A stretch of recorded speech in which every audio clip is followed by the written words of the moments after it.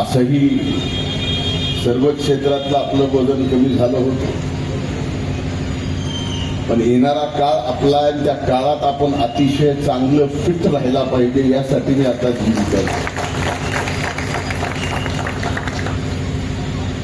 कारण मागच्या 1-1.5 वर्षामध्ये माझ्या जीवातल्या जीवलग सहकार्याने सुद्धा मला भेटल्यावर एकच प्रश्न विचारावा की भाऊ तब्येत कशी आहे. मी ते ऐकून ऐकून ऐकून एवढं परेशान झालो होतो की मी म्हटलं आता आपण आपला चमत्कार दाखवावा लागेल.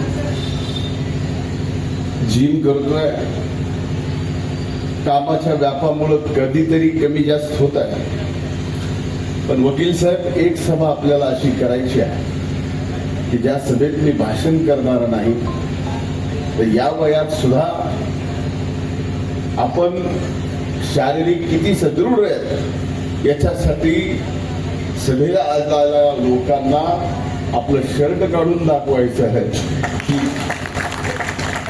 माझी तब्येत कशी आहे. तुम्ही विचारलं की माझी तब्येत अशी आहे एवढं दाखवायचं. जय हिंद, जय महाराष्ट्र. मला महिन्याभरात डोले शोले मेरे निकाले थे यार, क्या बात. हाँ सीरियल आ जाओ तो दिखाता क्या है. मैं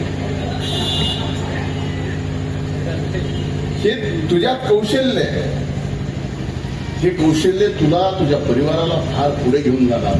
आणि तुमच्यासोबत मी हे सांगतो, आपल्यासोबत कधी काय झालं काय नाही झालं या सगळ्या गोष्टी विसरून नव्याने आपण ज्यावेळेस एखाद्या व्यवसायात उभा करतो, ते उभं करत असताना किती कष्ट, किती मेहनत, आपली परिस्थिती त्या परिस्थितीच्या अनुरूप व्यवसाय होत नाही, परिस्थितीच्या आपल्या आवाक्याच्या बाहेर गोष्टी जातात. त्या सगळ्या गोष्टी करत असताना घराची जबाबदारी आपल्यावर असताना आज हे सर्व करताना तुम्ही आता नवीन एक व्यवसाय चालू केला. मी विश्वास देतो की आपण या व्यवसायात अतिशय यशस्वी होतात. प्रभू वैद्यनाथाचा तुमच्यावर आशीर्वाद आहे, कारण सगळ्यांचं आरोग्य चांगलं राहावं यासाठी तुम्ही हे सगळं करताय. आणि किरण हा माझा शब्द आहे, तू स्वतःला कधीच एकटायस असं समजू नकोस.